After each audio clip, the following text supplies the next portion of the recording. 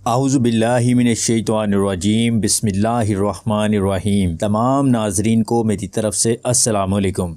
नाज़रीन, आपने यूट्यूब पर बहुत सारी वीडियोस देखी होंगी जिसमें बताया जाता है कि छुआरा खाने से आपकी ताकत में इजाफा होगा, मादा को गाढ़ा और ज़्यादा मिकदार में पैदा करेगा, आपकी मर्दानगी में इजाफा होगा, औलादे नरीना पैदा करने वाले जरासीम पैदा होंगे। इसी तरह की बहुत सारी बातें आपने सुनी होंगी। लेकिन अगर आप छुआरे के साथ ये चीज़ इस्तेमाल करते हैं जो आज की वीडियो में आपको बताने लगा, इससे आपकी ताकत कुव्वत में भी इजाफा होगा, आपका मादा भी ज़्यादा और गाढ़ा बनाएगा, जोड़ों पट्टों का दर्द भी खत्म होगा। इसके साथ साथ आपके जिक्र के अंदर कमाल की सख्ती और लंबाई पैदा करेगा। अगर कुदरती तौर पर जड़ से पूरा बाहर नहीं निकला तो जड़ से पूरा बाहर निकालेगा, आपकी कमर को मजबूत बनाएगा। फिर आप जितनी देर मर्जी झटके लगाते रहें, आपकी कमर में दर्द नहीं होगा। शादीशुदा मर्द हजरात इस चीज को लाजमी इस्तेमाल करें। आजकल चूंकि अभी सर्दियों का मौसम चल रहा है तो आप इस नुस्खे को जरूर इस्तेमाल करें और फिर सर्दियों की रातों में खूब मजे उड़ाएं। वीडियो शुरू करने से पहले छोटी रिक्वेस्ट है कि चैनल को सब्सक्राइब कर लें और साथ बेल आइकन पर भी लाजमी क्लिक कर ले ताकि आपको हमारी तमाम नुस्खायात की वीडियो रोजाना की बुनियाद पर मिलती रहे। आपने क्या करना है कि रात सोने से पहले आपने 3 अदद छुआरे लेकर इनकी गुठलियां निकाल लेनी है।